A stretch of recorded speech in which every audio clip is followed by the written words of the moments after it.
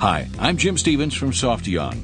In this week's Logistics Insights podcast, consider taking a statistical approach to labor management and setting performance standards in the DC. We'll discuss that important topic in just a moment. This podcast is brought to you by Softion, providing innovative solutions for warehouse management, warehouse execution, and distributed order management. Softion, delivering supply chain success every time. Outside of few sectors, such as grocery and food service, our perception is that the interest in full-blown engineered labor standards in distribution is waning a bit. Companies, it seems, are increasingly reluctant to invest in the initial development and especially the ongoing maintenance of engineered standards as things change over time.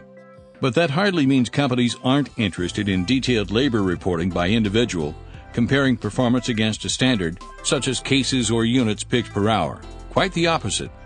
A solid WMS should be able to provide that kind of reporting without the need to implement a full labor management system module. But here's something else to consider: using a more statistical approach to setting standards. By tracking performance across a group of workers for a given task type, you can plot a classic bell curve representing the performance of all those individual associates. That curve and supporting information will identify average and median performance, good starting points for setting performance standards. But here's where it gets interesting. Such a curve will also indicate the level of variance across employees, both graphically and by the numbers, including calculating the standard deviation of performance in any given area or process. If the bell curve is very tight, meaning the standard deviation is low, it indicates performance is very consistent across DC associates, and that the average performance, or something close to it, is probably a good standard to use. But if the curve spread is wide, indicating the standard deviation is high, it means there is an issue someplace that is causing significant performance deviation across workers. Further analysis is needed to explain and hopefully reduce that variance before setting a standard. A likely cause of the variance? The methods workers are using to accomplish a given task.